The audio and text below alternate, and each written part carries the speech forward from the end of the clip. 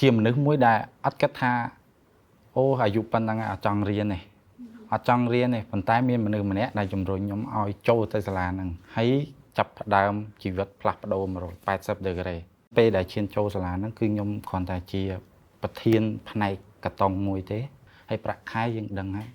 200ម្លងពេលកូវីដផ្លូវបិទស្ទះ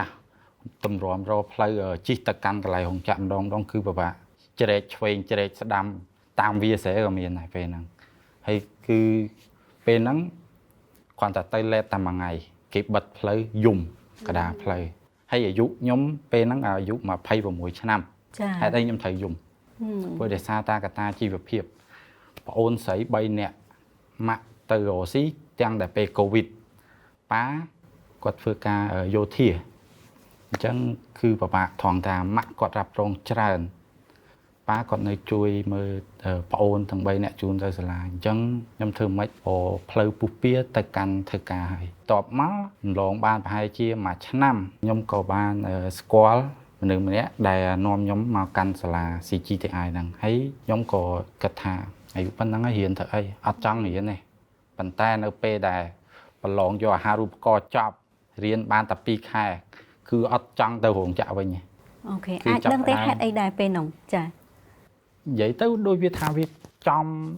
យើងចូលចិត្តខាងអង់គ្លេសប៉ុន្តែយើងអត់ fluent ហ្មងទេប៉ុន្តែយើងចូលចិត្តទៅខាងហ្នឹងហ្មងខាងផ្នែកបុគ្គលិករោងចក្រខ្ញុំបានបញ្ចប់ខាងវិញ្ញាបត្រជាន់ខ្ពស់នៅខាងសាលា CGTI ហ្នឹងផ្នែក merchandise ខាងអ្នកបញ្ជាទិញកម្មវិធីសិក្សាគេនៅហ្នឹងគឺអាចទាំងផ្លាស់ប្ដូរទាំងជីវិតខ្ញុំទាំងអាកប្បកិរិយាខ្ញុំទាំង habit ខ្ញុំប្រចាំថ្ងៃក៏មានដែរពួកអីគេ include នៅក្នុងហ្នឹងច្រើនហើយបន្ទាប់មកខ្ញុំក៏បញ្ចប់ពេលហ្នឹងហើយខ្ញុំទៅធ្វើការនៅរោងចក្រមួយផ្សេងទៀតដែលខាងសាលាគេបានជួយរកឲ្យពួកខ្ញុំអញ្ចឹងជាសិស្សទាំងអស់គ្នាទាំងអស់មានពេលហ្នឹងដូចជាសិស្ស53នាក់សម្បីតាម្នាក់ក៏អត់ធ្លាក់ដែរគឺជាប់ទាំងអស់គ្នាចុះភាពខុសគ្នាតកតងទៅនឹងស្ថានភាពរបស់យើងមុនពេលដែលយើងទទួលបានវគ្គសិក្សាដល់ទៅពេលយើងសិក្សារួចរាល់ហើយតកតងទៅនឹងអាជីពរបស់យើងវិញនៅកន្លែងធ្វើការវិញមានភាពខុសគ្នាបែបណាដែរមុនចូលកន្លែងថ្មីគឺខ្ញុំត្រឹមតែជាប្រធានផ្នែកកាតុងឯងប៉ុន្តែមកដល់រោងចក្រថ្មីមួយទៀតនៅផ្លូវជាតិលេខ3ខ្ញុំក៏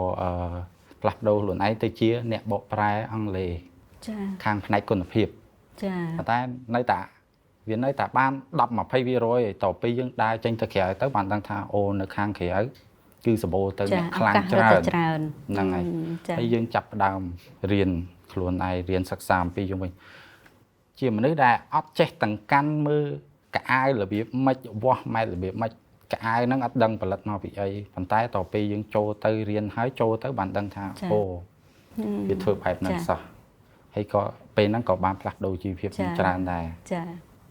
អាចបន្ថែមបន្តិចទៀតតកតងនឹងវគ្គសិក្សាហ្នឹងកាលហ្នឹងចំណាយពេលវេលាប្រហែលដែរសម្រាប់វគ្គសិក្សាវគ្គសិក្សារបស់ខ្ញុំរយៈពេលកន្លះឆ្នាំចុះធ្វើការមួយឆ្នាំចារយៈពេលធ្វើការហ្នឹងក៏មានប្រាក់ខែដូចគ្នាចា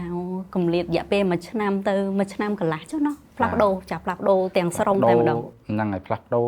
180ដឺក្រេជាមនុស្សដែលខ្ជិលហើយចូលទៅធ្វើការគឺខុសប្លែកឆ្ងាយនិយាយទៅខុសប្លែកឆ្ងាយមែនតើចា